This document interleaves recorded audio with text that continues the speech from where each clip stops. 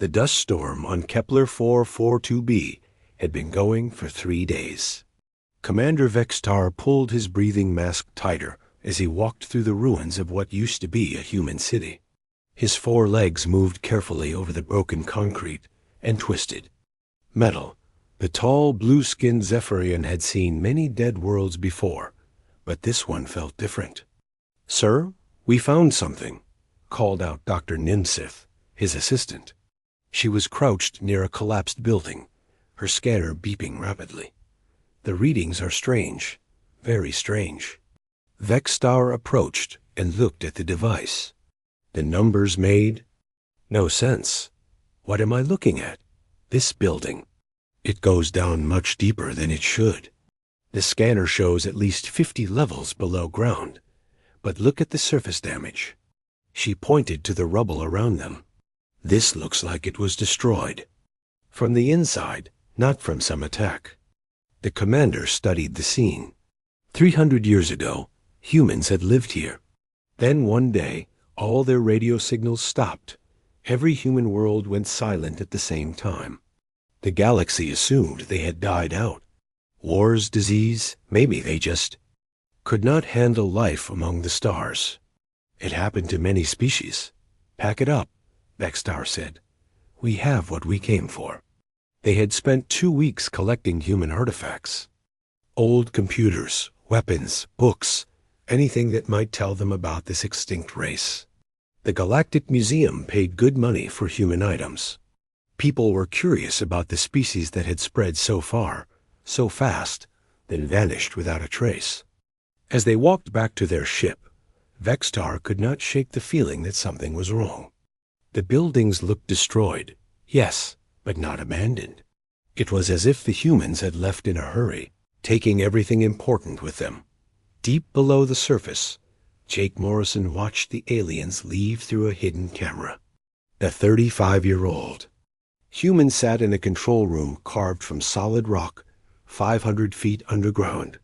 Around him, dozens of screens showed the surface world and the vast city that stretched through the tunnels beneath. "They are gone," he said into his radio. "All clear." "Copy that, Jake," came the reply from Elena Rodriguez, the chief engineer. "The mining team will be here next week. We need to be ready." Jake nodded and turned off the surface cameras. New Haven, as they called their underground city, housed over 2 million people. It was one of 47 hidden colonies scattered across the galaxy. For 3 centuries, humanity had lived in the shadows, building, growing, preparing. The Great Silence had not been their extinction. It had been their choice. Jake walked through the metal corridors of Level 1, the uppermost part of the city. Here, children played in parks built under artificial suns. Farmers grew food in vast underground fields. Scientists worked in laboratories that would make the surface world jealous. Everything humanity needed to survive was here, hidden from the galaxy that thought they were dead. He took an elevator down to Level 30, where the council met. The ride took 5 minutes, passing through residential areas, shopping districts, and manufacturing zones. At the bottom, Elena was waiting for him. "The Zephyrians took the bait," she said, walking beside him down a long hallway. "They found exactly what we wanted them to find." Elena was 42, with gray streaks in her, black hair. She had been born here, in the tunnels, like most of the younger generation. But she had heard the stories from the old ones, the survivors who remembered the surface world. "How much longer?" Jake asked. "Dr. Collins thinks maybe 10 more years. Our technology is almost ready. The ships are 90% complete. Soon we can go home." They entered the council chamber, a large circular room where the leaders of New Haven made their decisions. Dr. Amy Collins, the head of the Human Preservation Council, was already there, along with Lieutenant Ben Carter, the military commander. "The Zephyrians suspect nothing," Dr. Collins said. She was 68, one of the few who remembered life before the Great Silence. "Their report will say the same thing as always. Humans are extinct, dead And gone. What about the mining operation? Ben asked. He was a soldier, trained from birth to defend the colony. They are getting close to Sector 7. We will move the outer defenses, Elena said, but we need to be careful. If they find too much, they might start asking questions. Dr. Collins nodded. The plan has worked for 300 years. We can make it work for 10 more. But Jake was not so sure. He had watched the Zephyrian commander today. The alien had looked around the ruins, like he knew something was missing.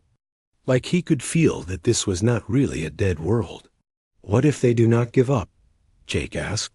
What if they keep digging? The room fell silent. They all knew the risk. Discovery meant the end of everything they had built. But it also meant something else. It meant the time for hiding might be over.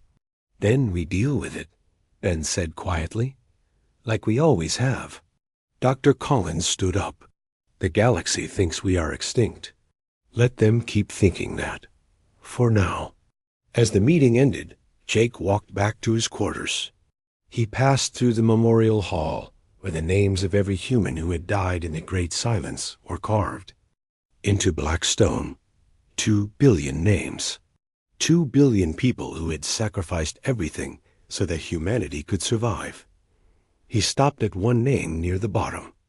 Captain Lisa Morrison, his grandmother. She had commanded one of the last human warships, buying time for the evacuation fleets to reach the hidden worlds. She had died so he could live. The galaxy thought humans were weak. They thought humanity had given up and faded away. They had no idea that beneath their feet, in the dark spaces between the stars, humanity was growing stronger every day. Soon, Jake thought they would learn the truth. Humanity was not extinct. They were just sleeping. And when they woke up, the galaxy would never be the same.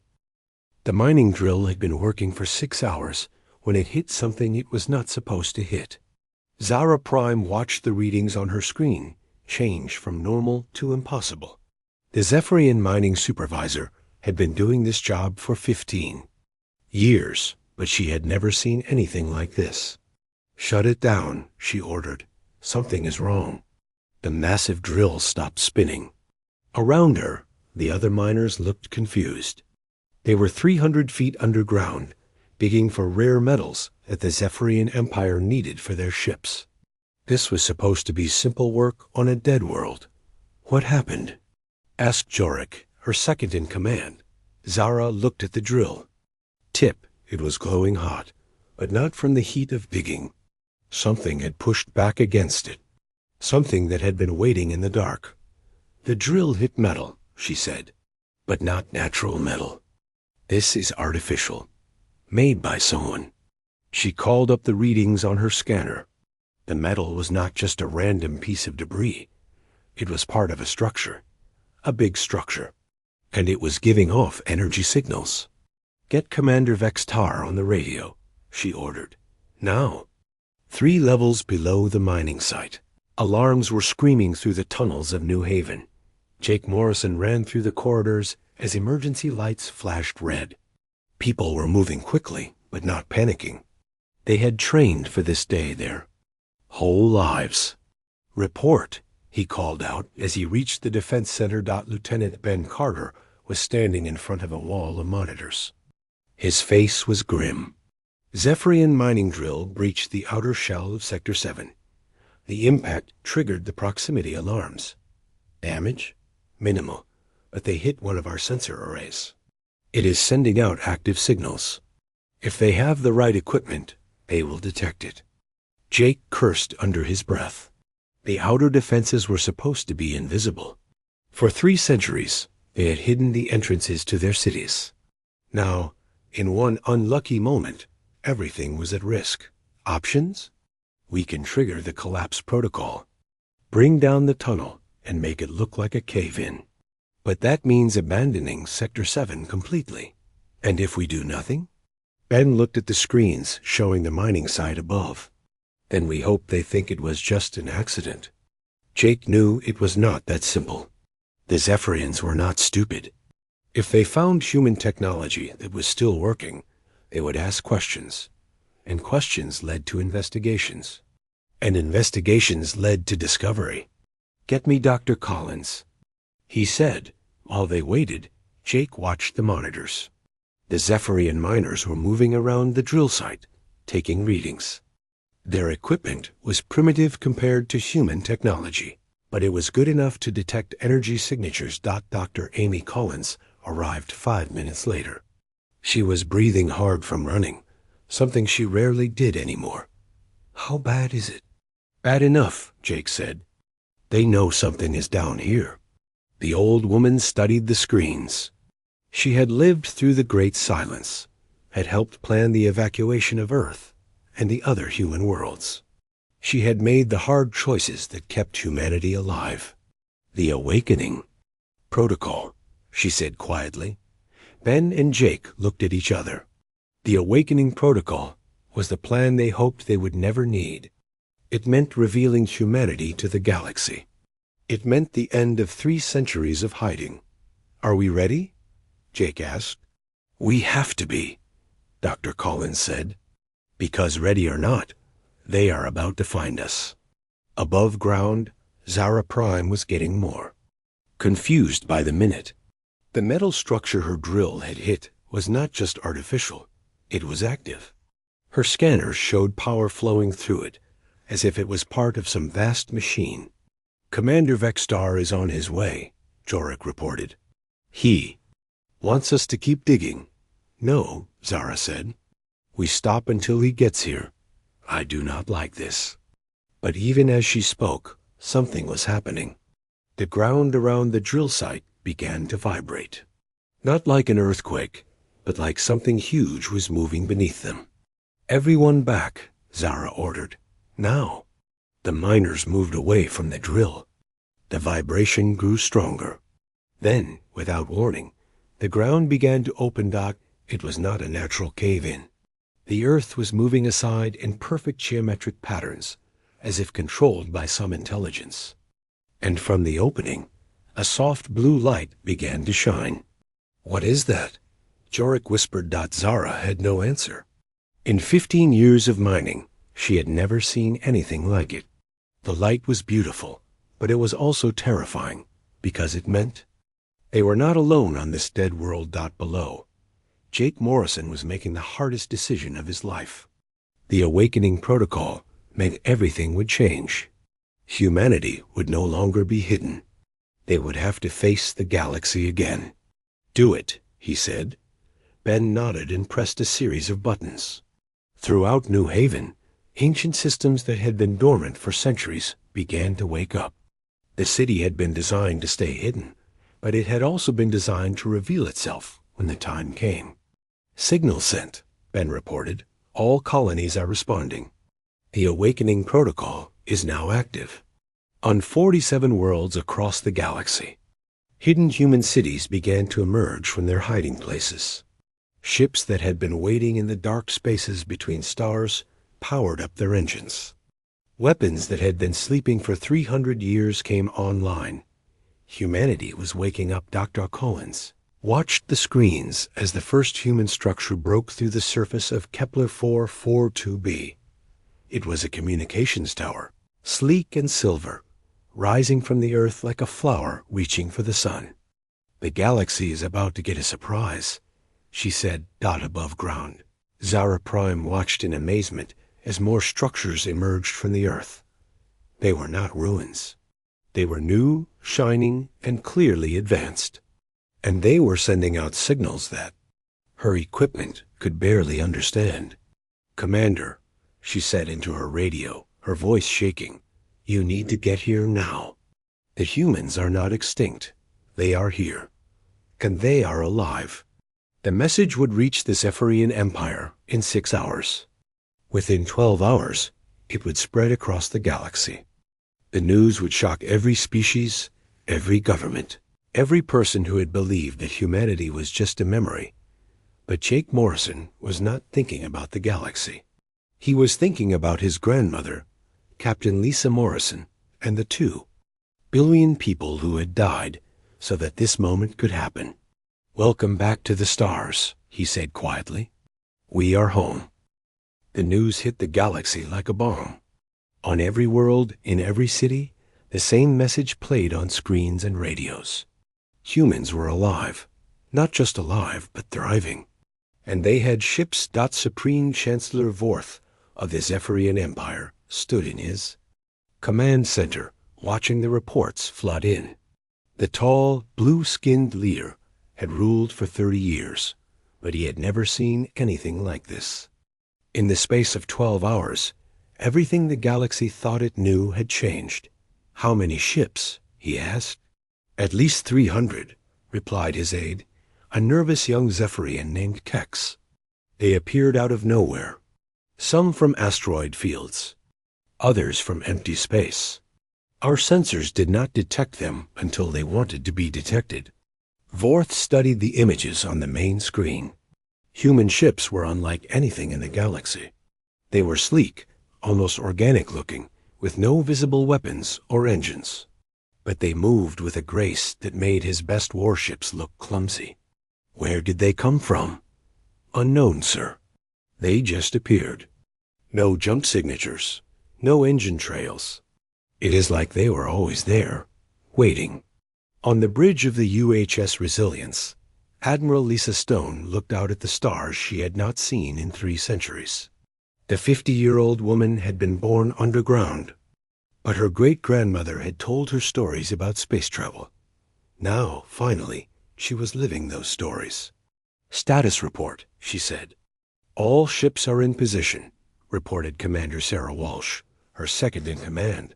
47 fleets, 1 at each of our former colonies. The galaxy is watching." Lisa nodded. The plan was simple. Show strength, but not aggression. Let the galaxy know that humanity was back, but not looking for a fight, unless they had to fight. "Signal from the Zephyrian capital world," Sarah said. "They want to talk." "Of course they do," Lisa replied. "Put them through." The main screen showed Supreme Chancellor Vorth. His blue skin was darker than usual, a sign of stress among his people. Behind him, Lisa could see other alien officials, all looking worried. "I am Admiral Lisa Stone of the United Human Fleet," she said. "You wanted to talk." "Admiral Stone," Vorth replied, his voice carefully controlled. "The galaxy was told that humanity was extinct. We were mistaken." "You were not mistaken," Lisa said. "You were lied to." "By us." The words hung in the air like a challenge. Around the galaxy, billions of people watched this conversation. Every species, every government, every person who had ever wondered what happened to humanity was getting their answer. "Why?" Vorth asked. "Why hide? Why let us think you were dead?" Lisa looked at the alien leader for a long moment. "Because 300 years ago, the galaxy was not ready for humanity, and humanity was not ready for the galaxy." On the planet Zarian, Dr. Kevin Hayes was having a different kind of conversation. The 30-8-year-old xenobiologist had been chosen as humanity's first ambassador to the Galactic Council. He sat across from representatives of 12 different species, all asking the same questions. "How many of you are there?" asked Ambassador Vec of the Andromedans. "Enough," Kevin replied. "We never stopped growing. We never stopped learning. We just did it quietly." "Where?" demanded General Zix of the warrior caste. "Where have you been hiding?" Kevin smiled. "Everywhere. Under your cities, in your asteroid fields, in the empty spaces you thought were too dangerous to explore. We have been your neighbors for 3 centuries. You just did not know it." The representatives looked at each other with growing alarm. If humans had been living among them all this time, what did that mean for their security, their governance, their entire way of life? "What do you want?" asked Counselor Yem of the Trade Federation. "What we have always wanted," Kevin said. "To live in peace, to explore, to grow, to be part of something bigger than ourselves. And if we refuse?" Kevin's smile faded. Then you will discover why we survived when you thought we were extinct. Back on Kepler 442b, Jake Morrison was dealing with a more immediate problem. The Zephyrian mining team was still on the surface, and they were asking questions. Too many questions. "We need to bring them down," Elena Rodriguez said. "Let them. See what we have built. Is that wise?" asked Dr. Collins. "They are military contractors. They will report everything to their government." "They are going to report everything anyway," Jake replied. "At least this way, we control what they see." The decision was made. For the first time in 3 centuries, aliens would enter a human city, not as conquerors or explorers, but as guests. It was a small step, but it was a start. Zara Prime could not believe what she was seeing. The human city stretched for miles. In every direction, carved from solid rock, but filled with light and life. Children played in parks. Adults worked in offices and factories. It was like a normal city, except it was 500 feet underground. "How long?" she asked Jake, who was giving her the tour. "This city? 200 years? But humans have been living underground for much longer. We are good at it. Why did you hide?" Jake stopped walking and looked at her. "Because the galaxy was not ready for us. And we were not ready for the galaxy. And now we are both ready. We hope." They walked through the memorial hall, where the names of the dead were carved in stone. Zara read some of them and felt a chill. These were not just names. They were people who had died so that humanity could survive. 2 billion people, Jake said quietly. They gave their lives so that we could live, so that someday we could return to the stars. Return? This is not our home, Jake said. Our home is out there, among the stars. We are explorers. We are builders. We are dreamers. But for 3 centuries, we have been hiding. That ends now. As they walked, Zara began to understand something that would change everything. Humanity had not been hiding because they were weak. They had been hiding because they were strong. Too strong for the galaxy to handle. The mining supervisor from Zephyria was beginning to realize that her people had made a terrible mistake. They had built their empire on the assumption that humanity was gone, but humanity had never left. They had just been waiting. What happens now? She asked. Jake looked up at the artificial sky above them, where stars twinkled like diamonds. Now we go home, all of us, to the stars where we belong. The galaxy was about to learn that humanity's greatest strength was not their technology or their weapons. It was their patience. For 3 centuries, they had waited, they had planned, they had prepared. And now, finally, they were ready to take their place among the stars once again, whether the galaxy liked it or not. The Galactic Council meeting was chaos. Representatives from 43 species shouted at each other in a dozen languages. At the center of it all sat Dr. Kevin Hayes, the human ambassador, waiting for the noise to die down. Order. Called. Out High Counselor Vash, the ancient leader of the council. We will have order. The room slowly quieted. All eyes turned to Kevin, who sat calmly in his chair. Behind him, on the great screen, images of human cities and ships played on repeat. The galaxy was still trying to understand what they were seeing. Dr. Hayes, said Counselor Vash, you claim to speak for all of humanity. How do we know this is true? Kevin stood up. Because I am here. Because we chose to reveal ourselves. Because after 3 centuries of watching, we decided it was time to talk. Watching? The word came from Fleet Admiral Ketzer of the Zephyrian military. He was a large, intimidating figure with scars across his blue skin. You have been spying on us? We have been surviving, Kevin replied. You thought we were extinct. We let you think that. But we never stopped learning about you. About all of you? The room erupted again. Species that had been allies for centuries suddenly looked at each other with suspicion. If humans had been watching them, what did they know? What secrets had they discovered? Enough, Vash called out. Dr. Hayes, tell us the truth. Why did humanity disappear? Kevin had been waiting for this question. Because 300 years ago, the galaxy was at war. Not one war, but many wars. Species fighting species. Empire against empire. And humanity was caught in the middle. He activated a holographic display that showed the galaxy as it had been 3 centuries ago. Red zones marked conflict areas. They covered nearly half of known space. We were not ready, Kevin continued. We were too young, too weak, too divided. So we made a choice. We left. We went into hiding. We waited. For what? Asked Ambassador Thek.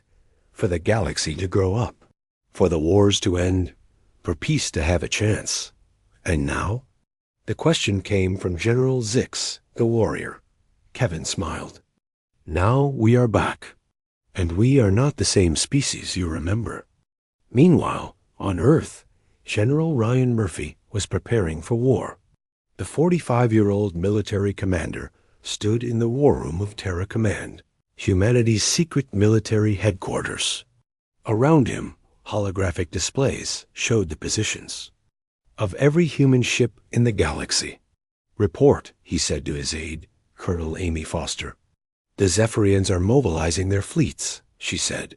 47 battle groups, all moving toward our known positions. And the others? Mixed reactions. The Andromedans want to talk. The Trade Federation is staying neutral.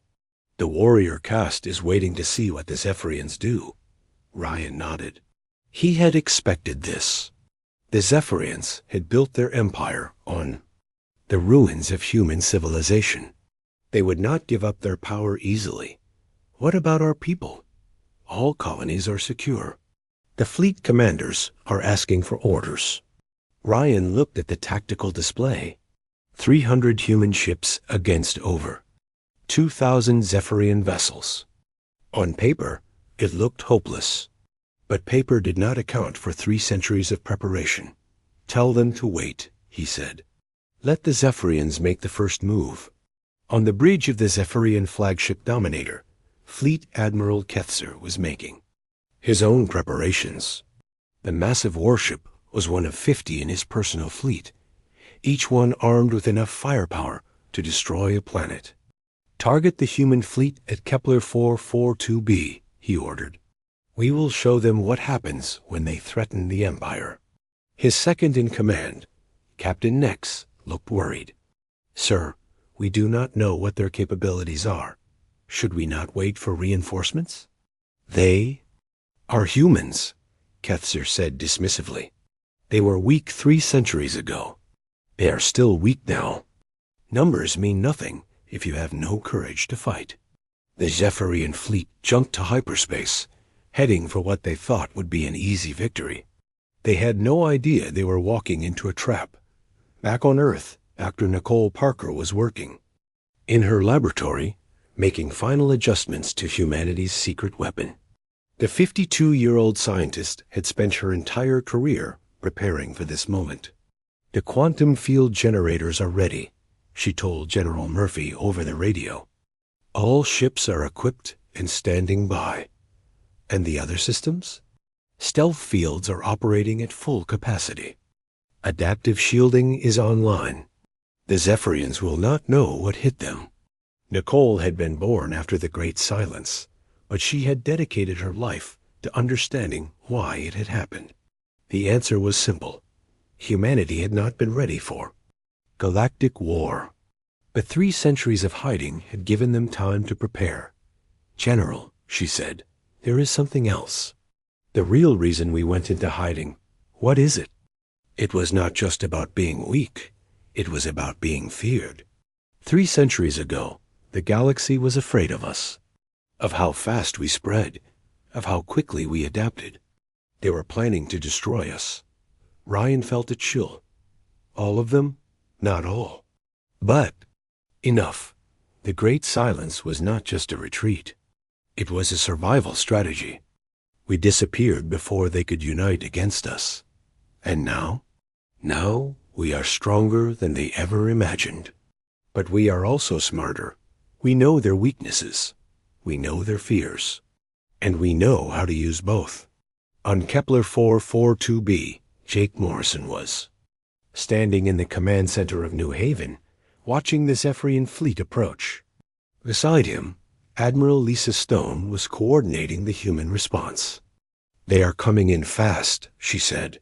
47 ships, all heavy cruisers. They mean business. "Are we ready?" Jake asked. "We have been ready for 3 centuries," Lisa replied. "The question is, are they ready for us?" The human fleet was smaller, but it was not the same fleet the galaxy remembered. These ships had been built in secret, using technology that had been developing for 300 years. They were faster, stronger, and smarter than anything the galaxy had ever seen. "Contact from the Zephyrian flagship," reported Commander Sarah Walsh. "Put them through," Lisa said. Fleet Admiral Kethser appeared on the screen, his scarred face twisted with anger. "Human fleet, you will surrender immediately. You are outnumbered and outgunned," Lisa smiled. "Admiral Kethser, I am Admiral Lisa Stone of the United Human Fleet. You are trespassing in human space. You have 10 minutes to withdraw." "Human space?" Kethser laughed. "You have no space. You have no rights. You are extinct." "We were never extinct," Lisa said calmly. "We were just sleeping. And now we are awake." The connection ended. Around the galaxy, every species watched and waited. The first battle between humanity and the Zephyrian Empire was about to begin. But as the two fleets faced each other in the darkness of space, neither side knew that this was not just a battle for territory or power. It was a battle for the future of the galaxy itself. Humanity had returned, and they had brought gifts the galaxy had never seen before. Gifts that would change everything. The Zephyrians were about to learn that sometimes the greatest danger comes from those you think are already dead. The battle lasted exactly 17 minutes. When it was over, the Zephyrian Empire had lost half its fleet, and humanity had not lost a single ship. Fleet Admiral Kethser stared at his tactical display in disbelief. His massive warships were drifting in space, their engines dead, their weapons offline. The humans had not destroyed them. They had simply turned them off. "Report," he shouted. "Unknown weapon, sir," his tactical officer replied, his voice shaking. "Some kind of energy field. It shut down all our systems at once." On the bridge of the UHS Resilience, Admiral Lisa Stone watched the Zephyrian fleet with satisfaction. "Signal the disabled ships," she ordered. "Tell them their crews are safe. We will tow them to the nearest starbase." "Ma'am," asked Commander Sarah Walsh, "should we not press our advantage?" Lisa shook her head. "We are not here to conquer. We are here to reclaim our place in the galaxy. There is a difference." The news of the battle spread across the galaxy in hours. The mighty Zephyrian Empire, which had ruled half the known worlds, for 2 centuries, had been defeated by a species everyone thought was extinct. And the humans had done it without killing a single enemy. On Earth, President Marcus Webb addressed the galaxy from the steps of the rebuilt White House. The 60-year-old leader had been elected just for this moment, to guide humanity back into the light. "People of the galaxy," he said, his voice broadcast to every world. "Today, humanity returns to the stars. Not as conquerors, but as neighbors. Not as enemies, but as friends." Behind him, the city of New Washington stretched toward the horizon. After 3 centuries underground, humans had finally returned to the surface of their homeworld. The sight of blue skies and green grass had made many of them cry. 300 years ago, we made a choice," Marcus continued. "We chose to hide rather than fight. We chose to wait rather than destroy. Today, we make another choice. We choose to forgive rather than seek revenge. In the Zephyrian capital, Supreme Chancellor Vorth was meeting with his advisors. The proud leader looked older than his years. Worn down by the shock of defeat, how is this possible? He asked. How did they become so strong? They never stopped growing, replied his science advisor, Dr. Meltar. While we thought they were extinct, they were building, learning, adapting. They turned 3 centuries of hiding into 3 centuries of preparation. And their technology? Beyond anything we have. Their ships move without engines. Their weapons disable without destroying. They have mastered forms of energy we barely understand. Vorth nodded slowly. What do they want? The same thing they have always wanted, Dr. Meltar said. To explore, to grow, to be part of the galaxy. And if we refuse, then we will discover what their real weapons can do. On Kepler 442b, Jake Morrison was giving another tour. But this time, his guests were not just miners. They were ambassadors, scientists, and leaders from across the galaxy. They walked through New Haven in amazement, seeing what humanity had built in the darkness. This is incredible, said Ambassador Thek of the Andromedans. How did you power all this? Fusion reactors, Jake replied. We learned to build them small and efficient. Each city has dozens of them. And the food? Hydroponics? We can grow anything we need in underground farms. We have not depended on surface agriculture for 2 centuries. Dr. Tony Miller, the architect of humanity's survival strategy, joined them in the memorial hall. The 70-year-old scientist had designed systems that kept humanity alive during the Great Silence. This is why we survived, he said, pointing to the names on the wall. Not because we were strong, but because we remembered. Every name here represents someone who died so that we could live. We could not let their sacrifice be meaningless. What? Now? Asked General Zix. What does humanity want from the galaxy? Tony smiled. What we have always wanted, to learn, to grow, to explore, to be part of something bigger than ourselves. And if the galaxy refuses, then we will continue to grow without them. We have waited 3 centuries. We can wait longer. But the galaxy was not going to refuse.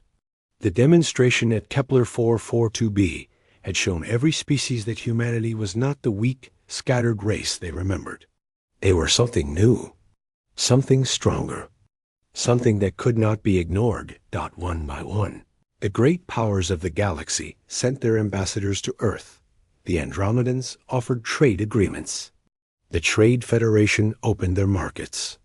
Even the warrior caste, who respected only strength, sent gifts of honor. Only the Zephyrians hesitated. We built our empire on human worlds, Supreme Chancellor Vorth told his council. What right do we have to those worlds now? The right of 3 centuries of occupation, replied Fleet Admiral Kethzer, still bitter from his defeat. They abandoned those worlds. We claimed them. They did not abandon them, Dr. Meltar corrected. They gave them up to survive. There is a difference. The debate continued for days. But in the end, the decision was made for them. Dr. Nicole Parker had been working on something special. In her laboratory on Earth, she had created a gift for the galaxy. Not a weapon, but something far more powerful. A solution. It is ready, she told President Marcus Webb. The terraforming technology. We can turn dead worlds into gardens. We can make the galaxy bloom. Marcus smiled. This was what humanity had always been good at. Not destroying, but creating. Not conquering, but building.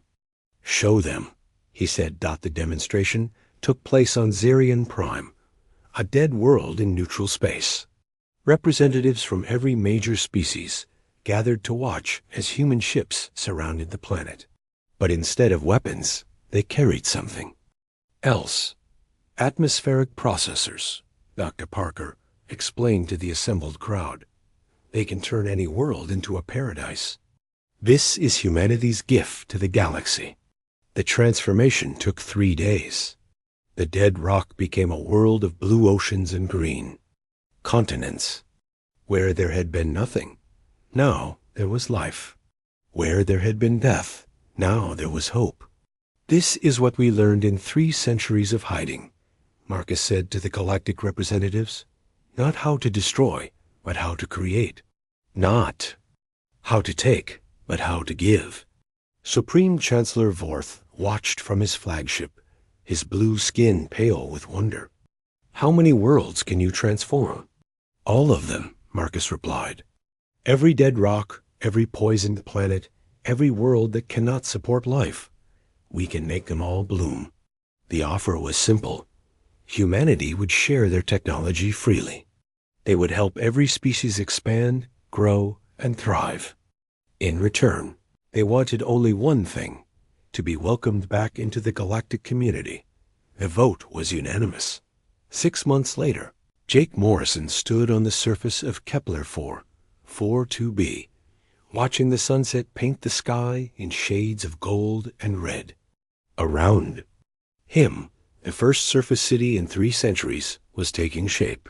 Humans and aliens worked side by side, building something new.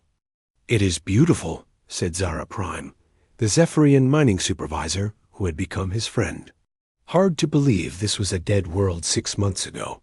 "It was never dead," Jake replied. "It was just sleeping, like we were." Elena Rodriguez joined them, carrying blueprints for the new spaceport. "The first colony ship leaves next week," she said. "Destination, the Vega system. We are going to build a new world there. And they are welcome to come with us," Jake added, looking at Zara. "All of them, human, Zephyrian, Andromedan. It does not matter. We are all explorers now." Dr. Amy Collins, now 91 years old, watched from her chair as children played in the new park. Human children and alien children together, learning from each other, growing together. "Did we do the right thing?" she asked Dr. Tony Miller, who sat beside her. "We survived," he replied. "We kept humanity alive when the galaxy thought we were extinct. We gave our people a future. Yes, we did the right thing. And now we build that future. Together." In the years that followed, the galaxy would remember this time as the Great Awakening. Not just because humanity had returned, but because they had brought something the galaxy had forgotten: hope.